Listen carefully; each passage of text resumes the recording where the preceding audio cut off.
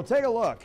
We're going to switch gears here on the Roundtable, and I couldn't pass up the opportunity to have my next guest on. You're looking at some video which he is probably tired of seeing here on 13 ABC, but we are so glad to have with us somebody who I felt as a kid I always had something in common with you because, well, yeah, in relative terms. I always felt I had something in common with you growing up in southeastern Michigan, growing up in Temperance, and I thought, well, Stan's from this area, so that's my weather guy. Of course, my parents turned to you when I was growing up, but I want to jump ahead and just, you announced the retirement, but instead of looking at weather, Stan, and talking about forecasts over the years, going through some of the most intense times in the storm lab or wherever, what has been the best part of having your life here in Northwest Ohio and southeastern Michigan and just making a name for yourself?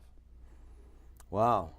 You know, I never really thought about it over the years. I mean, it's not that I just looked at it as a job, but and you can identify with this when people come up to you and they recognize who you are, you think, they really think I'm a big deal? Yeah.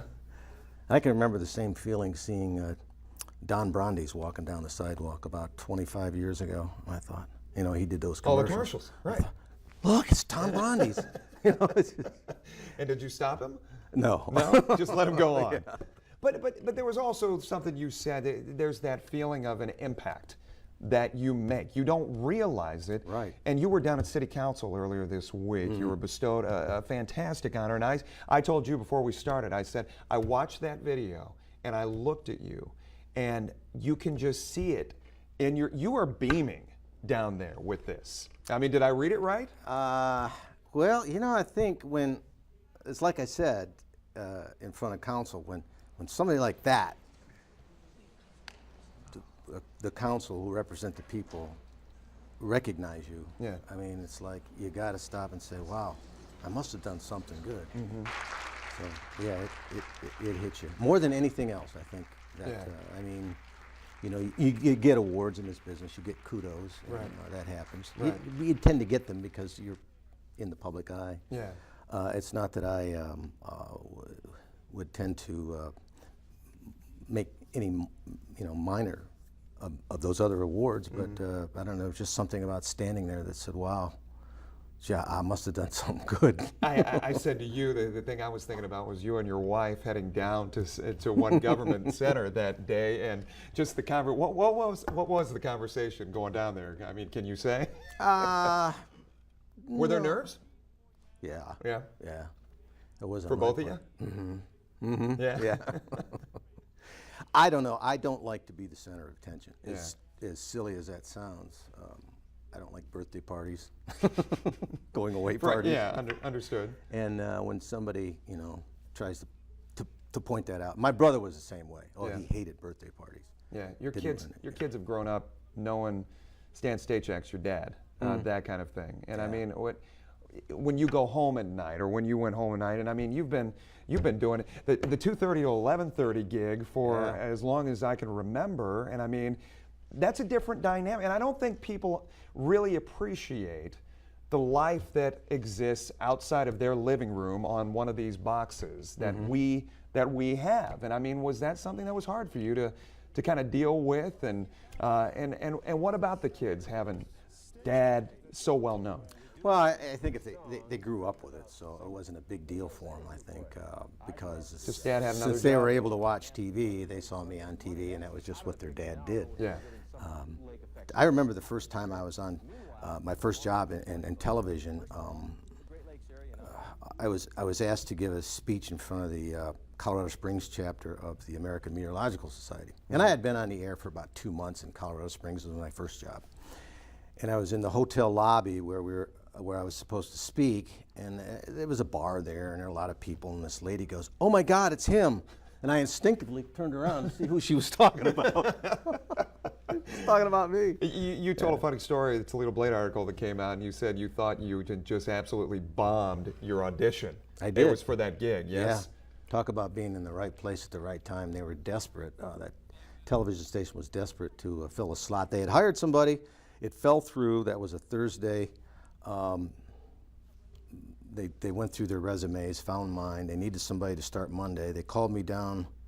They called me Thursday night. I went down for an audition on Friday, and I thought, well, I blew it.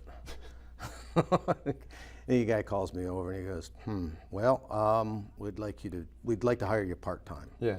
Don't quit your day job. Well, part-time was the main weather. Right. So how about that? they were sure they wanted me, but they weren't quite sure. And then we saw the video of you, Buddy Ray, and Willard Scott. Willard Scott. Yeah. I remember Buddy Ray. I don't remember the famous guy. But we saw that video of you, and you have come into contact with a cast of characters over the years. Anybody that stands out in your mind as far as you were starstruck?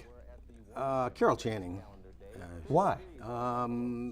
Well, probably half the people watching don't know who Carol Channing was, but she was Hello Dolly was her big. She was a kind of a comedic actor, and I had seen Hello Dolly with Carol Channing, and then just standing next to her, and she was so quick-witted, smooth. Was that here in town? Yeah. Okay. Yeah. Hello Dolly. I think she'd had like 8 performances, and so she came by. Do you know what stands out in my mind for so much of my time growing up, and how TV used to be so much more out in the community, and I think we've kind of gotten away from that with telethons, being down at Portside back in the days, and live remotes, and weather in the weather, and did you enjoy on location type things where you had a crowd around you even though you didn't want to be the center of attention? Yeah, I liked it because it was something different. Yeah. You know, you got a chance to get out and do your thing. The first station I worked at, we were very loose. I mean, we did some things that I think the general manager probably didn't appreciate, but we gave away snow throwers, and we had a unique way of doing that. Yeah. So it was a lot of fun. The comments that have come again and again toward you have just been the calm in the storm. And what does that mean to you to know that that's how people saw you? Well, I think if you look at the baby boomer generation, they perceive it as someone who's calm, tells them the weather the way it is. If you look at Gen Xers and the ones below that, it reads boring. Yeah. Boring. Yeah.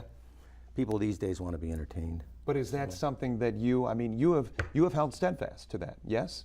Yeah, I think it goes back to my military training. Tell them what you're going to tell them, and then tell them what you told them. So, and if they don't ask, don't tell them. Yeah, this is important information. You can do with it what you want. Yeah. And, you know, I try to put a little personality into it, but sometimes it doesn't always come across. When you made the decision, you said, honey, I'm going to retire. I've done my time. I've done my work. It's time to move on. Her response, the kid's response. She understood. Yeah. Because, well, she's retired, so she knew what the decision was to go through with it. So she was all for it, all for me doing what I wanted to do. Yeah. And kids, I think they were like, really? You're not going to be on TV anymore? So they're probably... you know, because they look at their old man and think, well, he could go on forever. No. Have you enjoyed the changes in technology? Yeah, I really have. It's funny because when I was in the military, making a weather forecast and looking at the way we had to do it back then, a lot of the stuff was hand analyzed and stuff, and I thought, you know, someday there's going to be a machine that'll do all of this for us, and I won't have to sit there and draw isobars and analyze things. That's where we're at. Sure enough. And starting in broadcasting 34 years ago, it was pretty much put little magnet clouds and fronts up. Yeah. I mean, that's all you had.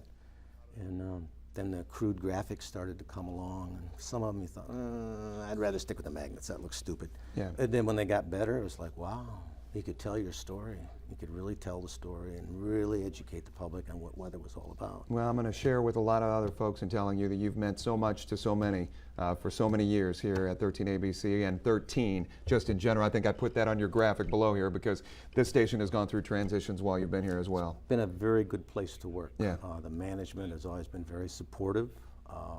They've always put weather in the forefront. Witness the $1 million radar we bought. Right. Always hired good people. Good luck to you. Thank you. It's a pleasure having you on here. And stay right there. We'll wrap things up for this Sunday right after this.